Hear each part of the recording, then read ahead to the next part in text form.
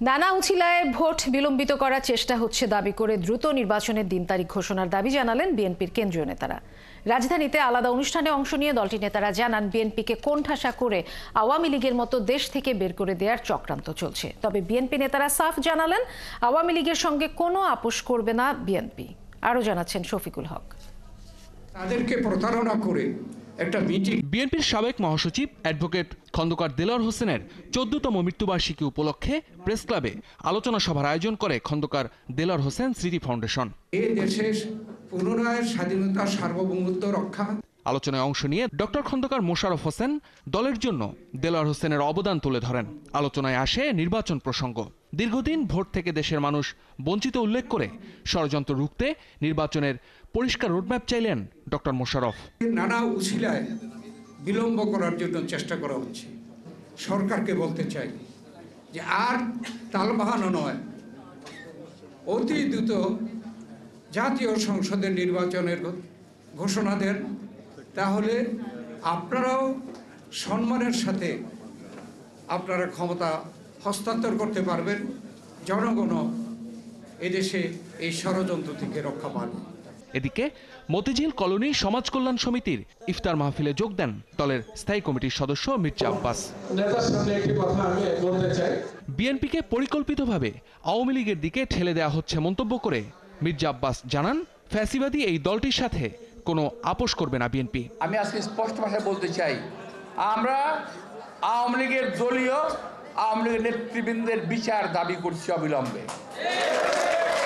দলীয় বিচারও আছে একটা, দলীয় বিচার, যে দলীয় বিচারের মাধ্যমে দোষী সাব্যস্ত হলে আওয়ামী লীগকে ব্যান করা সম্ভব। তবে হ্যাঁ, আওয়ামী লীগের অনেক লোক এখনো বাংলাদেশে জায়গা মতো রয়ে গেছে। তাদেরকে চিহ্নিত করেন, যথাসময়ে থেকে উৎখাত করতে হবে। তবে আইন নিজে হাতে তুলে নেবেন না। এছাড়া কারণ বাজারে আরেক ইফতার মাহফিলে যোগ দিয়ে দলের ভাইস চেয়ারম্যান বরকতুল্লাহ বুলু আশা প্রকাশ করেন, ডিসেম্বরের মধ্যেই নির্বাচনের ব্যবস্থা করবে অন্তর্বর্তী সরকার। ডক্টর ইউনূস, আপনি নির্বাচনের রোড ব্যবস্থা করবেন। নির্বাচন আপনি বলেছেন ডিসেম্বরে নির্বাচন, আমরা আশা করি আপনি কথাটি রাখবেন। শফিকুল হক, ৭১, ঢাকা। নতুন রাজনৈতিক দলের নিবন্ধনের জন্য নির্বাচন কমিশনের দেয়া গণবিজ্ঞপ্তি কেন বেআইনি ঘোষণা করা হবে না তা জানতে চেয়ে রুল জারি করেছেন হাইকোর্ট। বিজ্ঞপ্তিটির বৈধতা চ্যালেঞ্জ করে রাষ্ট্র সংস্কার আন্দোলনের প্রধান হাসনাত কাইয়ুম এই রিট আবেদন করেন। প্রাথমিক শুনানি শেষে বিচারপতি আকরাম হোসেন চৌধুরী ও বিচারপতি AK-M রাশিদুজ্জামানের হাইকোর্ট বেঞ্চ এই আদেশ দেয়। মিল্টন আনোয়ারের প্রতিবেদন। বাংলাদেশের গণপ্রতিনিধিত্ব আইন অনুযায়ী নির্বাচনে অংশ নিতে হলে রাজনৈতিক দলগুলোকে নির্বাচন কমিশনের নিবন্ধন নিতে হয়। আগামী নির্বাচনে অংশ নিতে আগ্রহী নতুন রাজনৈতিক দলগুলোর নিবন্ধনের জন্য গেল 10 মার্চ একটি গণবিজ্ঞপ্তি জারি করে কমিশন। ওই বিজ্ঞপ্তিতে নিবন্ধন পেতে রাজনৈতিক দলগুলোকে 20 এপ্রিলের মধ্যে আবেদন করার আহ্বান জানানো হয়েছে। বিজ্ঞপ্তিটির বৈধতা চ্যালেঞ্জ করে হাইকোর্টে একটি রিট করেন রাষ্ট্র সংস্কার আন্দোলনের প্রধান হাসনাত কাইয়ুম।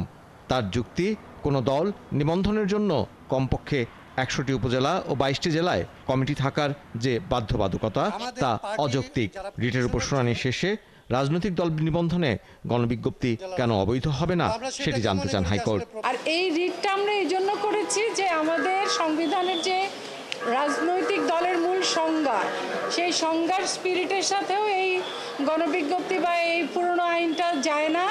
এমনকি নির্বাচন কমিশন সংস্কারের যে বিধানগুলো এসেছে, যে সুপারিশগুলো এসেছে, সেই সুপারিশের সাথেও এই বিজ্ঞপ্তি সামঞ্জস্যপূর্ণ নয়। আদেশের প্রতিক্রিয়ায় রিটকারী বলেন, ইসির এই গণবিজ্ঞপ্তির ফলে পাহাড়ি জনগোষ্ঠী ও আঞ্চলিক দলগুলো নিবন্ধন পাবে না, যা বৈষম্যমূলক। আমাদের যারা হিল পিপল, আমাদের যারা অবাঙালি জনগোষ্ঠী যারা পাহাড়ে বসবাস করে, তাদের এরিয়াটা হচ্ছে কনফাইন্ড 3টা ডিস্ট্রিক্টের মধ্যে এবং তারা 20টা উপজেলার মধ্যে বসবাস করে।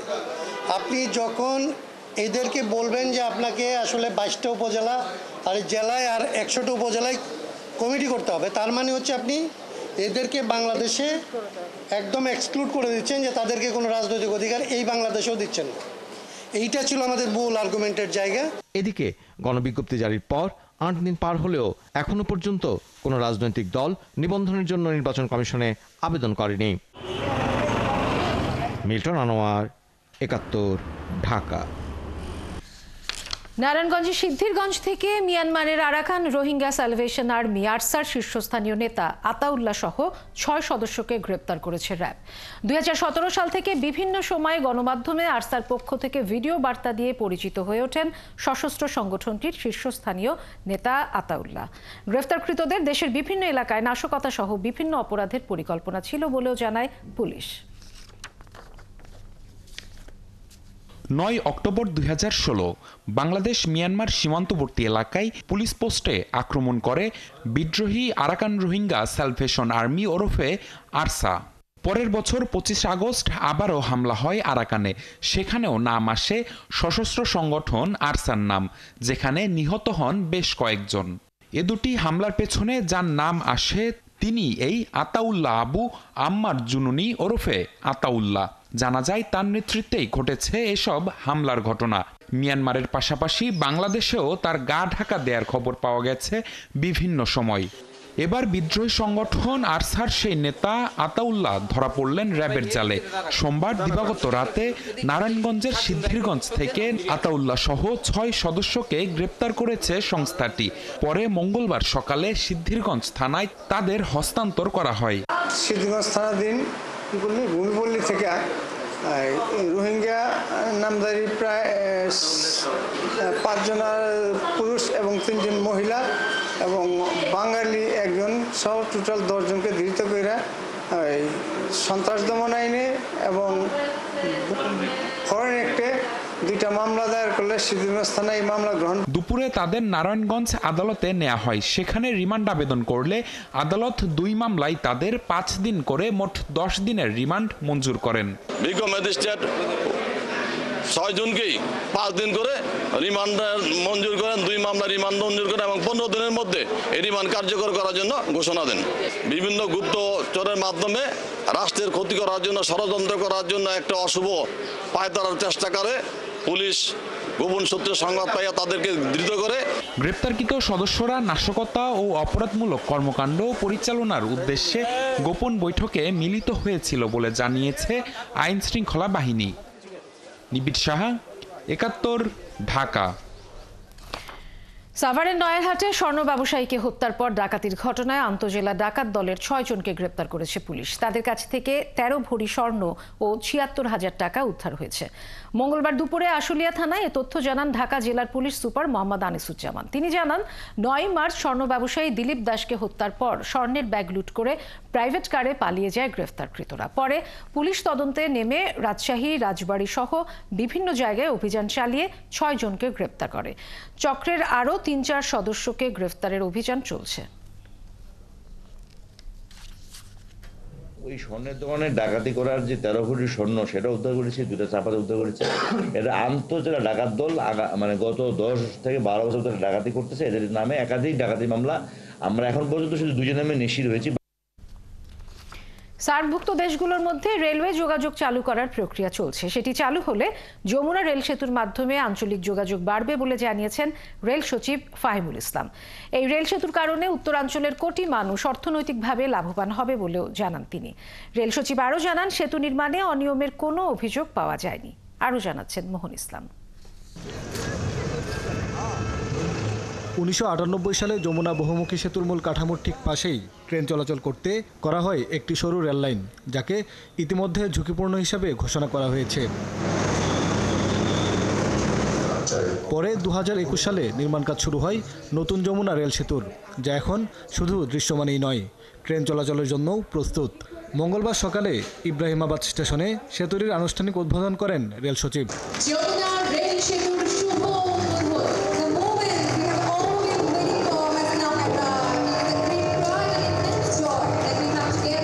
অনুষ্ঠানে কথা বলেন জাপানের রাষ্ট্রদূত।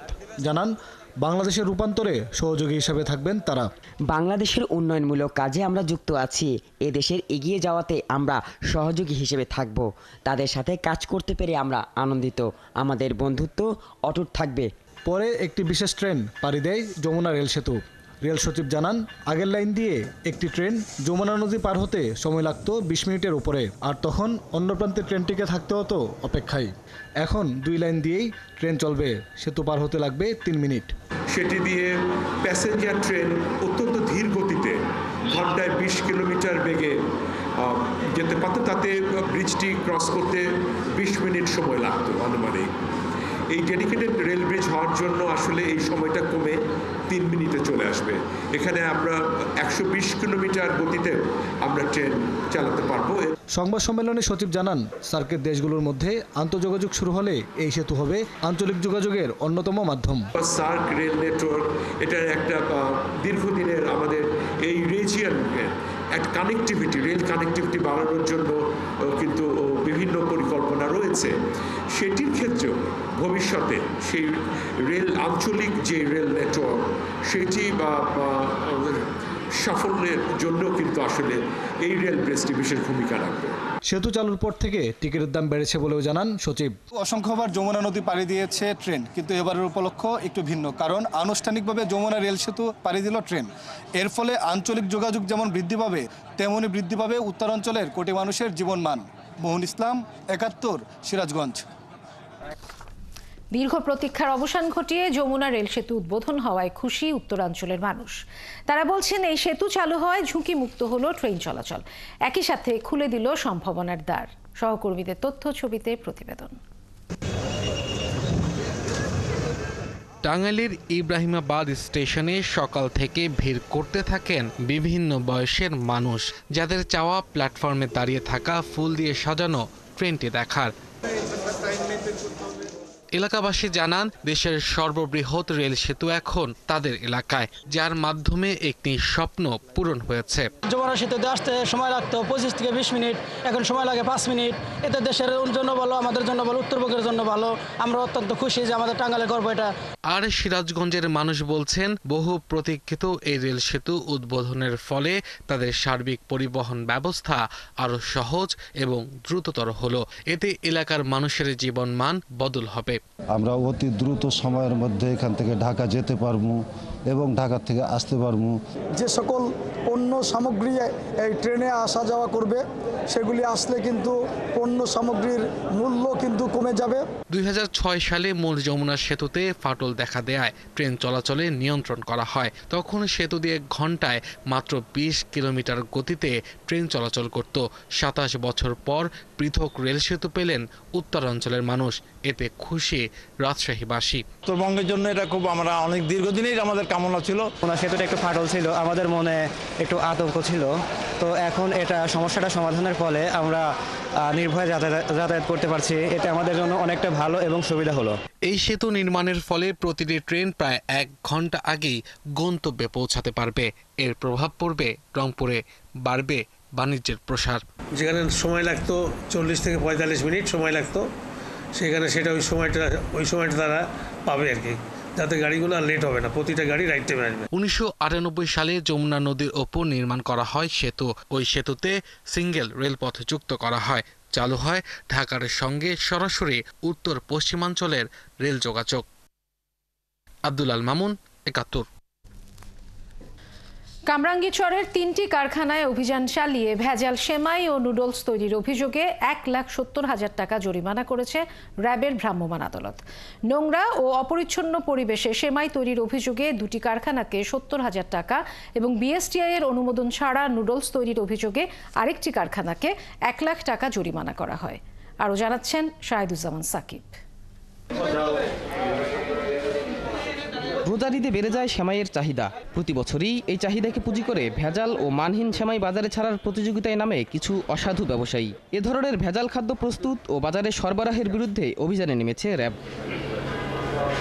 সকালে কামরাঙ্গীরচরের 2টি সেমাই কারখানায় গিয়ে দেখা যায় নোংরা ও অপরিচ্ছন্ন পরিবেশে তৈরি হচ্ছে সেমাই। কোনো রকম স্বাস্থ্য সতর্কতা না মেনেই কাজ করছেন কারখানার কর্মচারীরা। এ সময় 2টি কারখানাকে 70,000 টাকা জরিমানা করেন র্যাবের ভ্রাম্যমাণ আদালতের নির্বাহী ম্যাজিস্ট্রেট। সতর্কতামূলক আপনাকে 20,000 টাকা অর্থদণ্ড করলাম। আচ্ছা, আমি আপনার জরিমানা আমি কেরানীগঞ্জের আরেকটি কারখানায় বিএসটিআই এর কোনো অনুমোদন ছাড়াই তৈরি হচ্ছিল ড্রাগন নুডলস। অস্বাস্থ্যকর পরিবেশে নিম্নমানের নুডলস প্রস্তুতের অভিযোগে কারখানা মালিককে 1 লক্ষ টাকা জরিমানা করা হয়। আমার এখানে ভুল হয়েছে যে আমি এটা মার্কেটে ছাড়ি না, এটা তৈরি করছি, হয়তো আমার বোঝার ভুল আছে, আমি বুঝতে পারি নাই। অভিযান শেষে র্যাব 2 এর অধিনায়ক জানান, কারখানা মালিকদের সচেতন করতেই এমন অভিযান পরিচালনা করা হচ্ছে।